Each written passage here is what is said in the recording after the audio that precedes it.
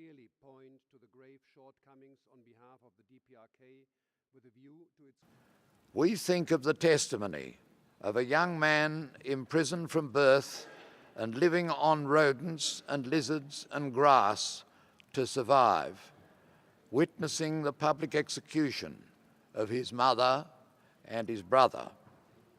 Human rights representative has been denied access to the country in spite of repeated... We think of the testimony of a young woman forcibly repatriated and imprisoned for leaving the DPRK, describing how she witnessed a female prisoner forced to drown her own baby in a bucket. Other UN entities have laid bare, most notably the individual testimonies emerging from the public hearings, of which these are just instances, do not represent isolated cases.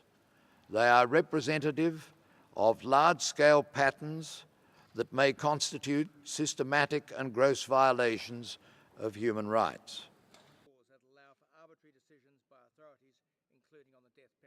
We heard from ordinary people who faced torture and imprisonment for doing nothing more than watching foreign soap operas on DVDs, for holding a religious belief.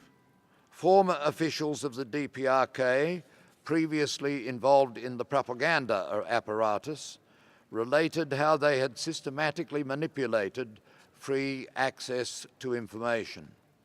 Women and men who exercised their human right to leave the DPRK and were forcibly repatriated spoke about their experience of torture, sexual violence, inhumane treatment, and arbitrary detention. 2014 as an opportunity to engage in a true... My delegation totally rejects the oral update by the so-called Commission of Inquiry on the human rights situation in the Democratic People's Republic of Korea. The oral update is another copy of faked materials on the situation of human rights in my country, fabricated and invented by the forces hostile to the DPRK, defectors and rebels. My delegation makes it clear once again that the human rights violations mentioned in the update do not exist in my country. Japan strongly calls on the DPRK to take concrete action to improve its human rights situation, including the resolution of the abduction issue.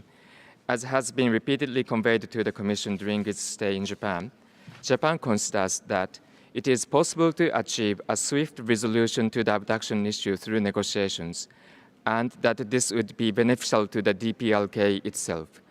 At the same time, it is vital that the international community continue to voice its concerns.